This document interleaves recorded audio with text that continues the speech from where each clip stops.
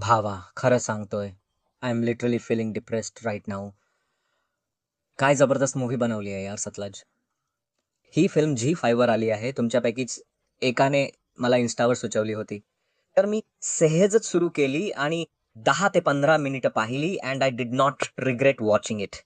ही खूप ब्रुटल आणि real incident दाखवते. भावा, मला खरंच समजत नाहीये की मी या फिल्मचा रिव्ह्यू नक्की कसा करू, कारण आतून मन असं पूर्णपणे तुटून गेलंय यार. पण तरीही चला यावर बोलूया. हा चित्रपट चित्रपटगृहांसाठी बनवला होता, पण तो कधी प्रदर्शितच झाला नाही. CBFC आणि सरकारच्या दाबामुळे तो 3 वर्षे सेन्सॉरशिपमध्ये अडकला होता. फायनली ही मूव्ही Zee5 वर आली आहे, तीही कोणत्याही कट्सशिवाय. CBFCने आधी या मूव्हीमध्ये काही कट्सची मागणी होती, जी निर्मात्यांनी नाकारली. फिल्म रिलीजसाठी त्यांना हायकोर्टात जावं लागलं. शेवटी त्यांना OTTची परवानगी मिळाली, कारण भावा, जी फिल्म मी आता पाहिली आहे ना, मला पूर्णपणे समजलंय की त्यांना कट्स कुठे लावायचे होते. आता असं काय आहे या मूव्हीमध्ये की हिला इतकं होल्डवर ठेवलं होतं? तर ही 1995च्या पंजाबची रिअल स्टोरी आहे. असं समजतंय की या मूव्हीचं नाव आधी पंजाब 95 असणार होतं. त्यानंतर त्याचं नाव बदलून सतलज केलं गेलं. ही मूव्ही त्या काळातील जेनोसाइडवर आधारित आहे, जिथे आतंकवादी हे बोलून पंजाबच्या निष्पाप जनतेला, जवानांना, अगदी स्त्रियांना सुद्धा फक्त यासाठी मारलं जायचं, जेणेकरून पोलीस आपलं प्रमोशन करू शकतील आणि इन्फॉर्मेशनच्या नावाखाली फॅमिलीकडून पैसे लुटू शकतील. ज्यामुळे त्या काळात पोलिसांची दहशत इतकी वाढली होती की कोणतंही कुटुंब आपल्या माणसांना शोधण्यासाठी पुढे येऊ शकत नव्हतं. तेव्हा एक ह्युमन राईट्स ऍक्टिव्हिस्ट समोर येतो, ज्याचं नाव जसवंत सिंह आहे.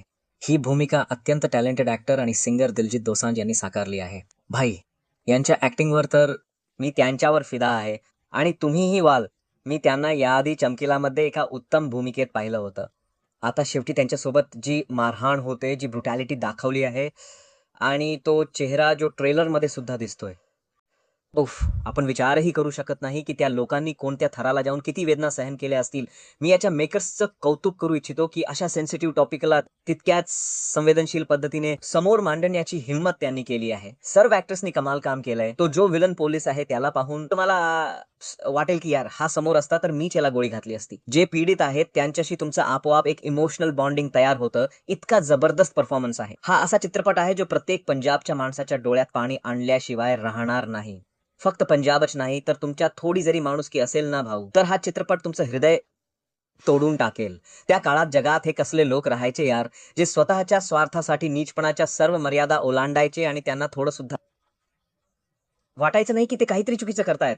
हा तो चित्रपट आहे. मी म्हणू शकतो की ज्याबद्दल वर्षानुवर्षे चर्चा केली जाईल, तुम्ही बघून घ्या. माझ्यासाठी हा चित्रपट एक परफेक्ट मास्टरपीस आहे, जो 5 स्टार्स डिझर्व्ह करतो.